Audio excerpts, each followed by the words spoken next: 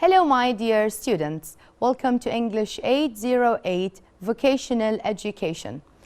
This is Unit 7. Today, we're going to have Lesson 7, which is Reading Comprehension. By the end of this lesson, we're going to achieve two main objectives. The first one is to define new vocabularies. The second one is to identify cause and effect in a reading comprehension. I'd like you to listen carefully and read with me the presented reading comprehension. Let me start. So, this summer, I went to Vietnam to do some voluntary work. My name is Mary, and I'm 18 years old. I volunteered in an orphanage with about 220 children. I worked with 25 babies and young children. I decided to be a part of this job because it's a noble one, and it would teach me a lot. I loved working in the baby rooms of the orphanage. At first, it was really hard to see so many babies without a home. But after some time, I liked the babies like they were my own. I became specially attached to a 3-month-old baby. Her name was Kathy. She was left at the orphanage due to a war in her country, which made her end up alone. The younger children were adorable. They all just wanted our attention and love. I also became extremely attached to a 9-year-old girl. The first time I met her, her eyes were drawn in tears. She never played with any other children, neither talked to them. By the end of my time there, she was laughing and smiling. During my time at the orphanage, I fed babies and played with them. I loved every minute of the time I was there. All the children were so sad when I left, but I don't think they were as sad as I was. This experience changed my life. Thus, I'm proud of myself. Now, let me ask you, my dear students, what is the text about, or what is the main idea of the text that we have read together?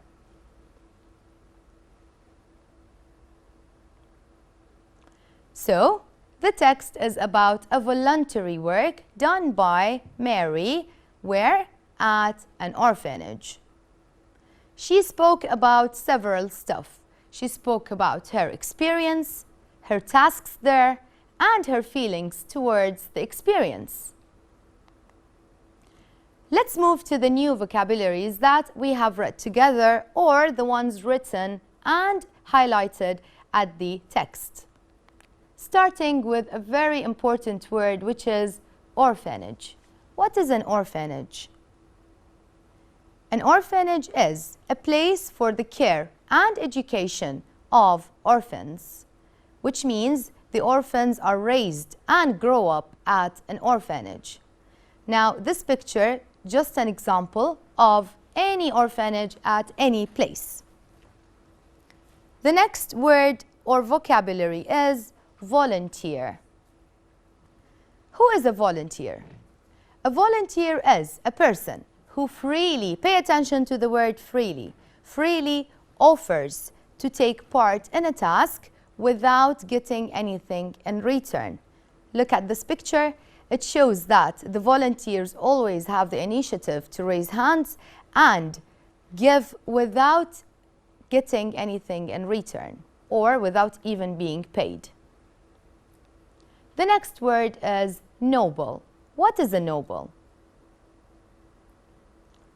The word noble is used to describe high morals and principles, qualities, ideals. For example, we could say doctors do a noble job. That's why this picture symbolizes raising our hats for them. Moreover, we have the word adorable. Adorable is a very commonly used word. Let's see the meaning. When something is inspiring great affection or wonderful or lovely, is called adorable. Extremely. When do I use the word extremely? I use it when anything is excessive or it reached the maximum limit. To a very great degree, excessively. Maximum, as I have previously mentioned. Last but not least, the word fed. It's very easy and it means give food to someone. And if instead of saying I gave food for the children, I can say I fed the children. And here is a clarification for the word fed. Let me test your knowledge now. You will fill in the gaps using the new words that we just have spoken about. There is one extra word. So basically, I want you to use these words and fill these 6 sentences gaps using them. Don't forget there is an extra word. I'll give you 2 minutes. Go ahead and do it.